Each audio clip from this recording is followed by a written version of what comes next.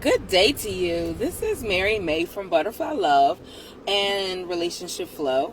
Just reaching out just to give you a tidbit on goals and distractions and managing them well so that you can be your most optimal self in the goals that you are planning for your upcoming month, your upcoming weeks, and even in the new year.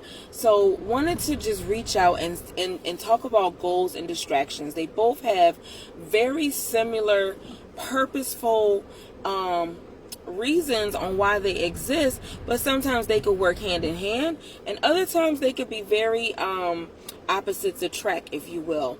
So a goal, we're very clear that it could be very strategic, it could be focused, it can be something that we're working on both in our personal relationships, either be with ourselves, our commitment to exercise, food, relationships, our children, or it could be just our commitment to our career, like overall in general. But the distractions, again, creep in and can, kind of deter and distract us in the very way and driving our passion on a detour. So I encourage you that as you sit back, as you review how it is that you're going to do your goals for both your personal life, your personal relationships, your professional relationships, and then your commitment and relationship to food and exercise and people and so forth, that you also pay attention to the time robbers. And the time robbers being such that they are taking you off your script and giving you a detour, that you're not as diligent and focused on those things that you're considering your goals. Now, you can have daily goals, you can have weekly goals, you could do a month, or you could do a quarter. As long as you have long-term goals that have short-term steps, so that in the short-term steps you can actually operationally see on a day-to-day basis how well you're making it towards that long-term goal. And a long-term goal, like I said, it could be the week, it could be the 30 days, it could be for the first 3 months, or it could be for the entire year, but you're doing it in increments.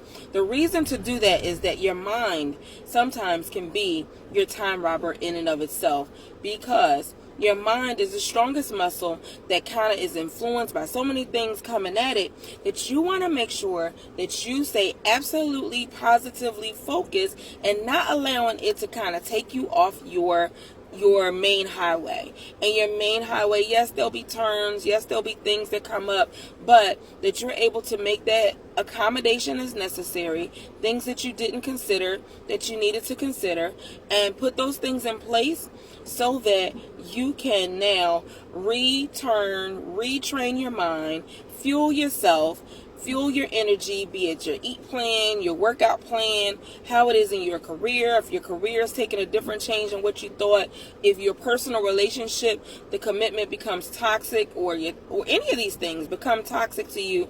That's a distraction. That's a detour. That's something that you need to pay attention, because out of every distraction moment, it's telling you more about yourself that you should put interventions and resources to. So sometimes that may be seeking out and reaching out a hand to a therapist. It may reach out a hand to a pastor. You may reach out a hand to a coach. You may reach out to anybody who is of like-minded energy that's going to help you move towards the direction in which is going to be purposeful for you. So if that is with Butterfly Love, I am here and ready to, provide the services that you may need. But if it's with any other colleagues or people in the field or any angles of the field, just be sure that you go prepared with your script of what it is that you are investing and what it is that you hope to take away, so that the time, again, even though it's an investment, even though it's something that's strategic, that it's not robbing you of your optimal self. Thanks for tuning in. I look forward to seeing you in the new year, and in the new space and in your new mindset. Take care. Butterfly Love. #Real Talk Matters.